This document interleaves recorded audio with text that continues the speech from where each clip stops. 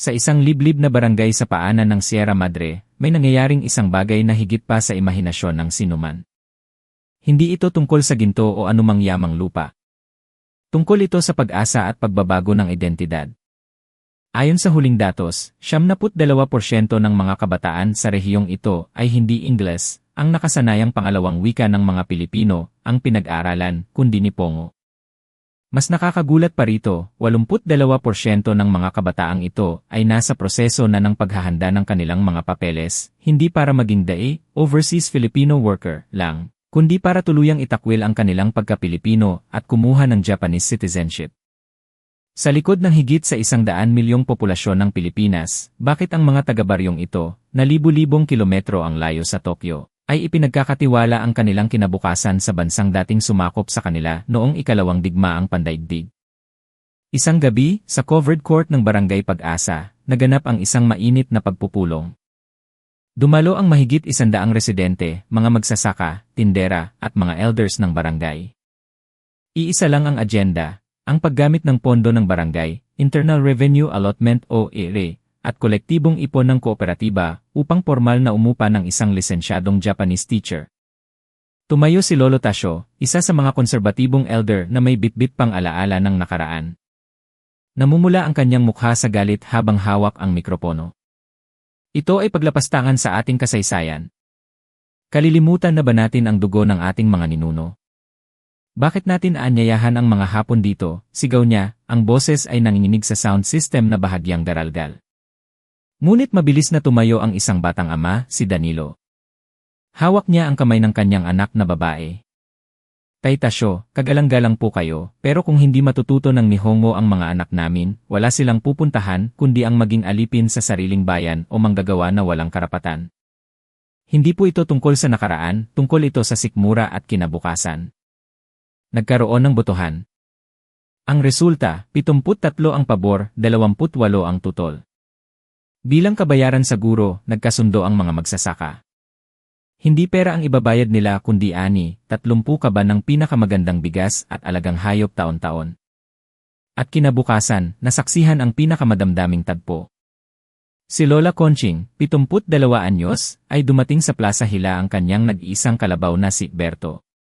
42 taon na niyang kasama ang pamilya ng kalabaw na ito. Si Berto ang nag-araro ng kanilang bukid, nagpaaral sa kanyang mga anak, at ngayoy ang apo niyang si Isay ang nakasalalay dito. Kailangan ni Lola Conching na ibenta si Berto para sa show money at tuition ng apo sa University of Tokyo. Habang hinihimas ang leg ng matandang kalabaw, tahimik na tumulo ang luha ni Lola Conching. Ang 4 na dekadang alaala ay ipinagpalit sa halagang 530,000 pesos.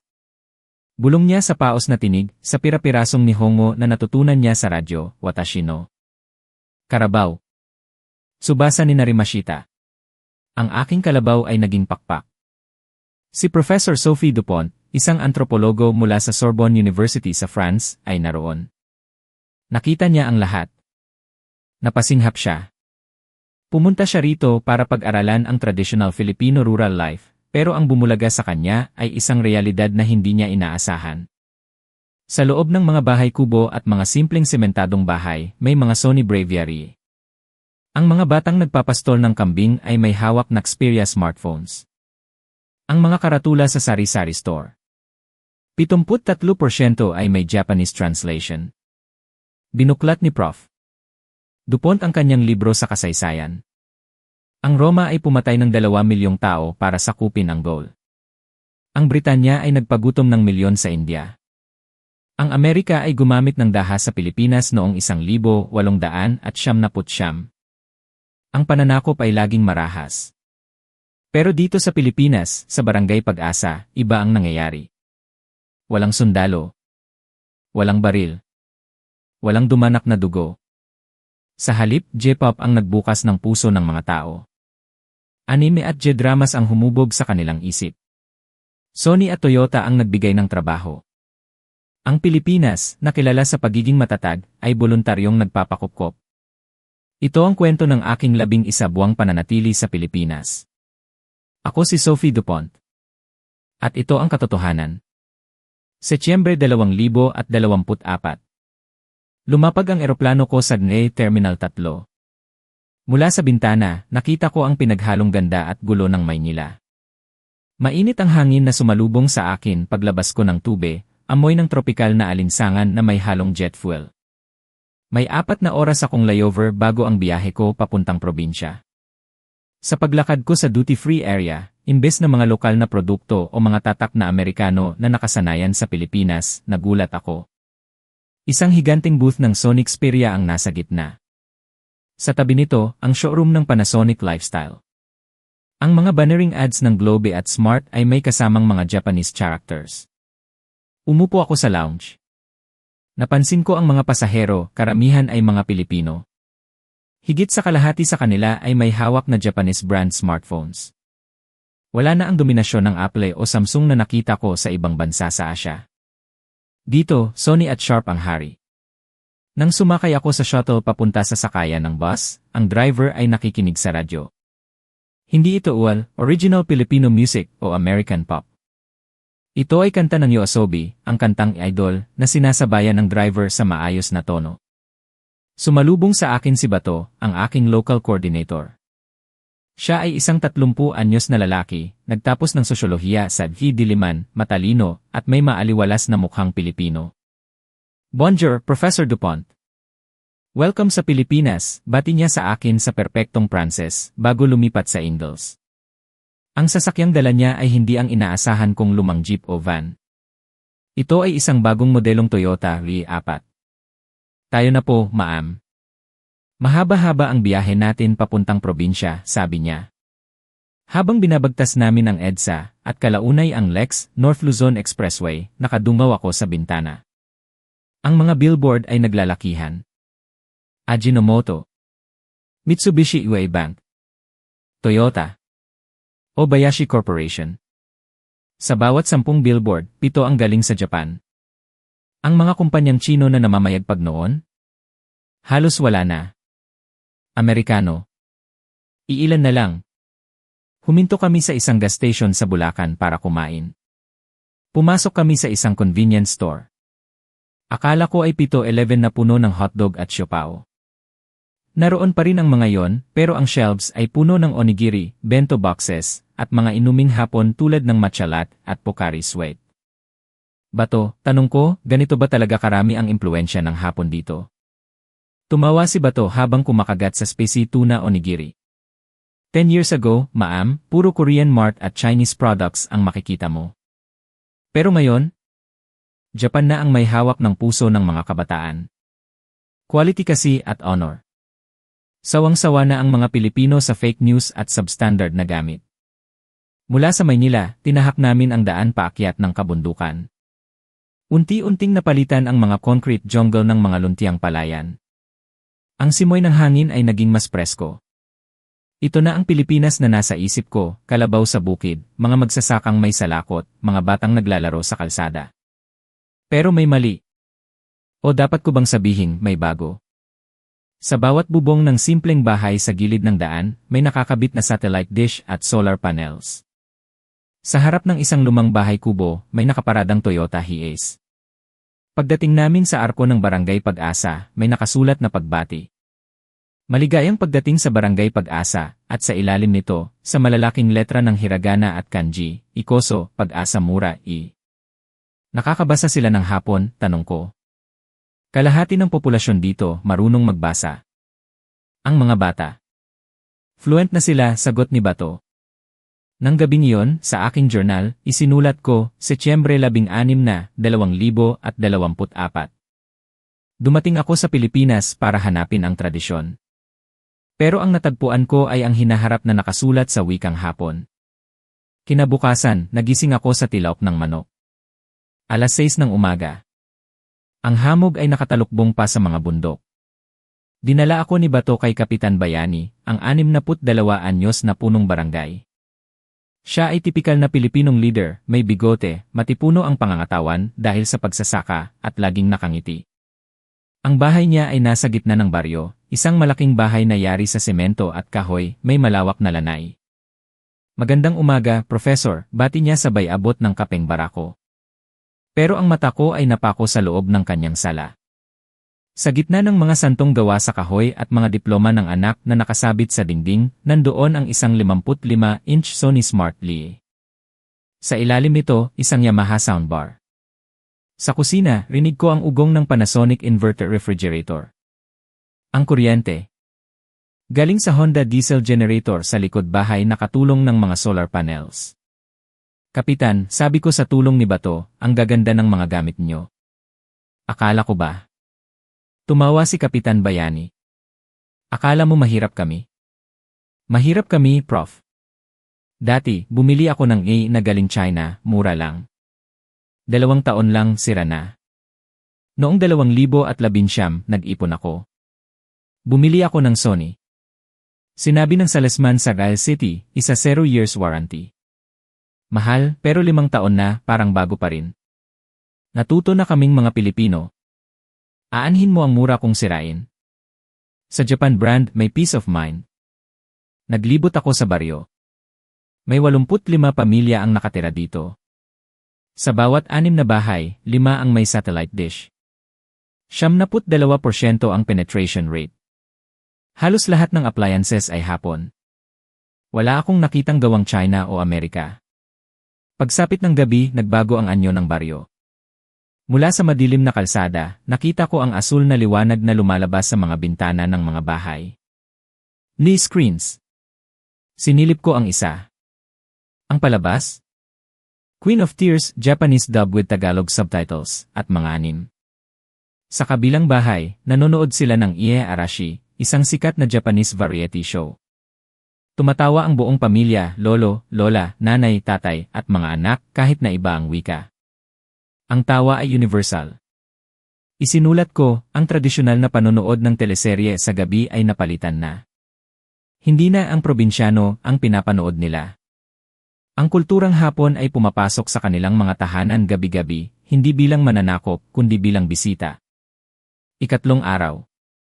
Gumising ako ng 5 oras 30 minuto ng umaga para sundan ang mga magsasaka.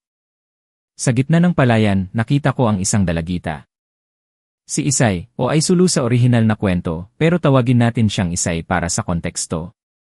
15 anyos. Nakasuot siya ng long sleeves at sombrero para hindi umitim habang hinihila ang tali ng kalabaw. Pero may kakaiba. Sa isang kamay niya ay ang tali ng kalabaw, sa kabila ay isang smartphone. Lumapit ako. Hindi siya naglalaro ng Mobile Legends. Nag-aaral siya. Ang nasa screen, i-rate is a vocabulary app. Mga salitang tulad ng tikizay, ekonomiya, syakay, lipunan, bungka, kultura. Magandang umaga, bati ko. Ang lalalim naman ng binabasa mo. Ngumiti si Isay, kita ang kanyang mapuputing ngipin. Kailangan po, ma'am. Gusto ko pong makapasa sa K1. 2 oras po ang paglalakad papunta sa pastulan at pabalik. Sayang ang oras kung hindi ako mag-aaral. 3,000 kanji na ang kabisado niya. Ang target niya ay 5,000. Sumama ako sa bahay nila. Ang kwarto niya ay isang maliit na silid na may dingding na plywood. Pero pagpasok ko, para akong nasa Tokyo. Puno ng poster ng Arashi, Travis Japan, at mapa ng Tokyo. Ang mga distrito, Shibuya, Minato, Shinjuku ay may highlighter. Sa kanyang mesa, may 22 libro. Minano Nihongo, Japanese History, Elite Reviewers. At isang notebook na may pamagat, ang aking 10 taong plano. Binasa ko nang may pahintulot niya. 2025, pumasa sa Iritlin 1. Manalo sa Japanese Speech Contest sa Manila. 2026, graduate ng high school. Makakuha ng scholarship sa Japan. 2027, lumipad pa Tokyo. 2030, graduate ng college. Magtrabaho sa Toyota o Sony. 2033, kumuha ng permanent residency. 2035, mag-apply ng Japanese citizenship. Kunin sila lola at tatay. Detalyado ang budget. Tuwing piso ay nakakompute sa yen. Ang huling pahina ay may doodle ng Tokyo Tower at nakasulat, ang Nihongo ang aking pakpak. Gamit ito, lilipad ako mula sa putikan ng palayan patungo sa langit ng Tokyo. Hindi ito pangarap lang. Ito ay estratehiya. December. Ang hangin ay lumalamig na, hudyat ng Pasko sa Pilipinas. Pero sa pamilya ni Isay, may mabigat na desisyon na kailangang gawin. Narinig ko ang usapan sa kanilang kusina. Si Lola Conching, ang matriarka ng pamilya, ay ipinatawag ang lahat. Kasama ang anak niyang si Bayani, ama ni Isay, at ang asawa nitong si Nena. Ibenta na natin si Berto, sabi ni Lola Conching nang walang pag-aalinlangan. Tumutol si Bayani. Nay! Si Berto ang katuwang natin sa bukid. Siya ang traktor natin.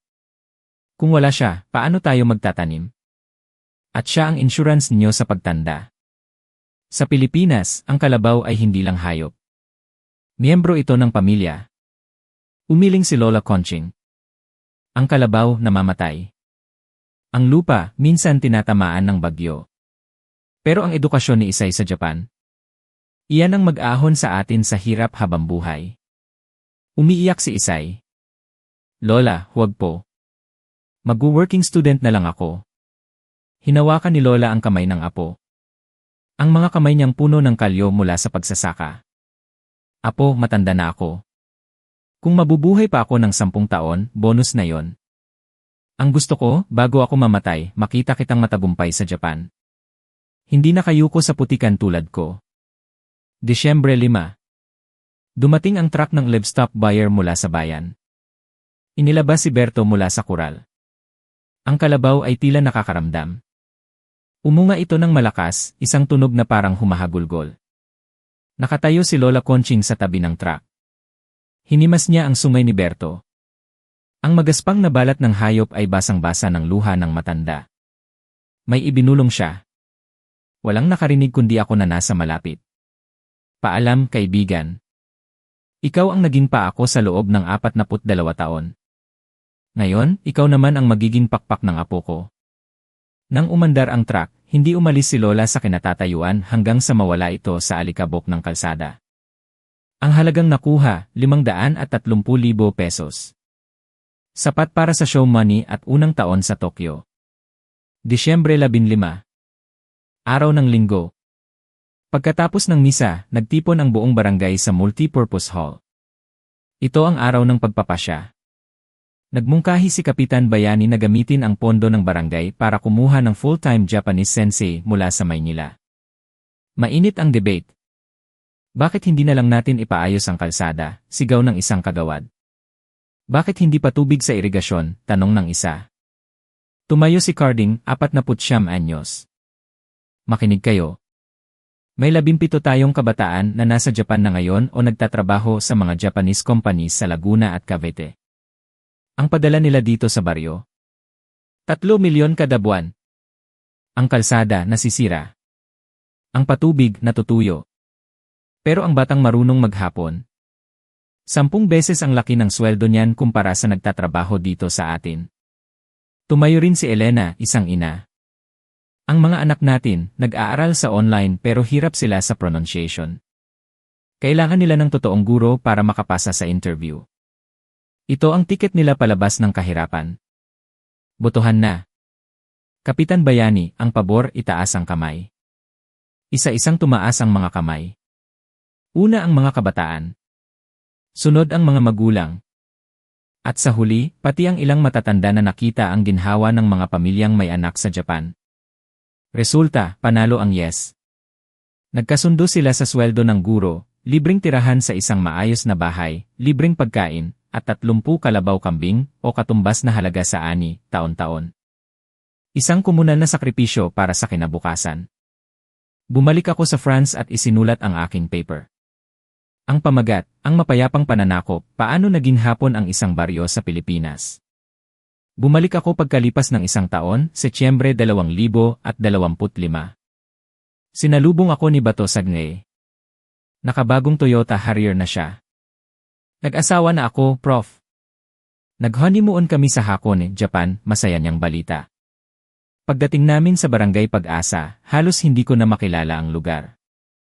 May malaking banner, Philippines-Japan Cultural Exchange Model Village. Sa bawat bahay, may maliit na namiplate na nakasulat sa kanji at katakana.